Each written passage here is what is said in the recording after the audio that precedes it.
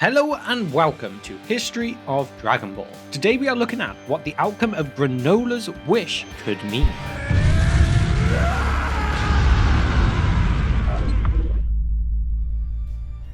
On February 19th, we had the release of Dragon Ball Super Manga Chapter 69, The Evolution of Planet Cereal. And with that came a massive cliffhanger to tease us for Chapter 70. Which also, by the way, if you missed out on Chapter 69, we do have a recap and review on this channel, so please check that out, as we would love to continue with those kind of videos if you enjoy them.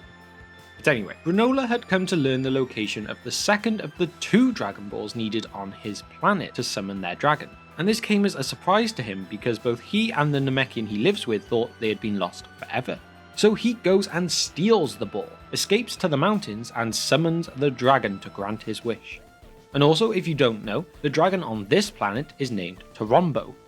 Now, when the dragon has been summoned, Granolah makes his wish, and that wish is to become the greatest warrior in the universe.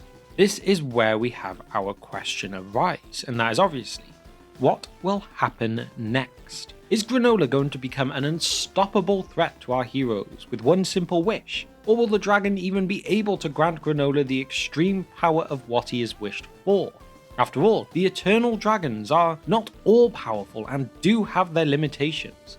So with the power that would be involved in becoming the strongest or greatest warrior in the universe, is this something that Toronbo is even capable of?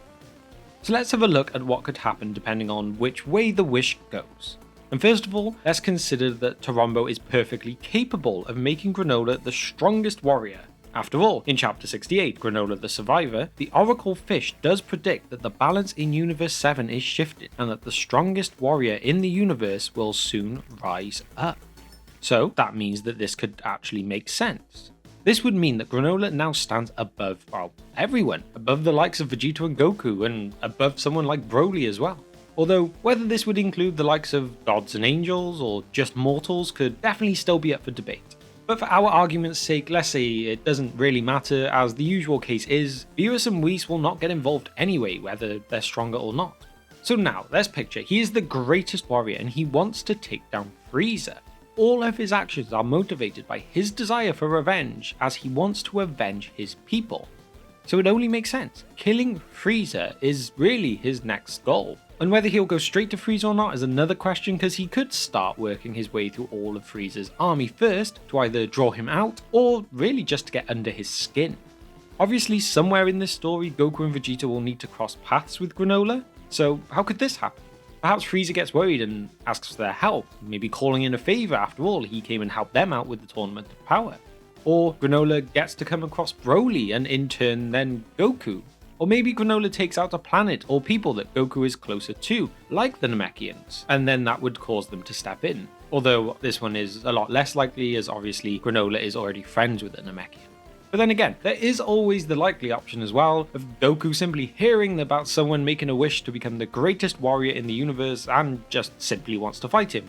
As you know, that's just what Goku does.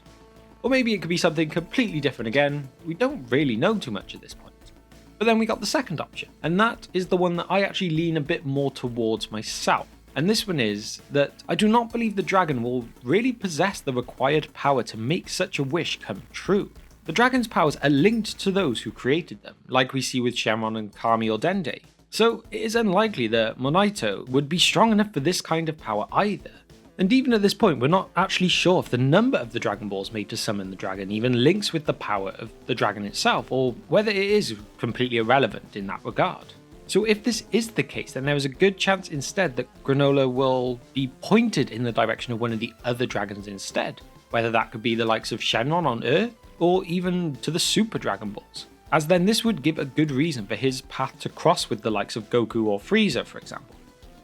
Now, one of the reasons I do hope the story goes more along this line is that I would feel almost cheated and like they're running out of ideas if the only way they can now bring a stronger villain in is to just simply wish for more power. It just seems a bit of a cop-out. It feels a bit rushed and, in my opinion at least, just not very good storytelling. Obviously things could evolve and it could make sense, just at this stage, I'm not really too sure on it. So for the sense of the story and development of Granolah, let's hope that he now has to go on a quest to find another way to make himself the greatest warrior. Maybe he starts working his way through Frieza's force, trying to find information on the Super Dragon Balls, and he hears stories of these other Dragon Balls on this planet called Earth, which he then also learns that there are Saiyans on as well. So that is basically where he then decides to head, and so the story could continue from there. Or another option, and then maybe even Frieza meets him there after hearing of so many members of his force being taken out, and could even think it's Goku or Vegeta doing it, but then he ends up meeting Granolah there. But also with all of this, another point that we do need to remember too is that 7-3 is still in the background too, and that of course is the 7-3 who has copied Angel powers. So maybe Granolah's wish cannot be granted, but he gets the information of how he can become the greatest instead. So from here, he finds a way of stealing and using 7-3 to obtain Miras's copied powers, and again goes on to try and find Frieza. After all, we have already seen Granolah steal something when he wants it, so that kind of thing is not against his character. So obviously both of those ideas are really complete guesswork, and they may be close or they may be miles and miles away. But as always, it is just a bit of fun to try and guess how things may work out.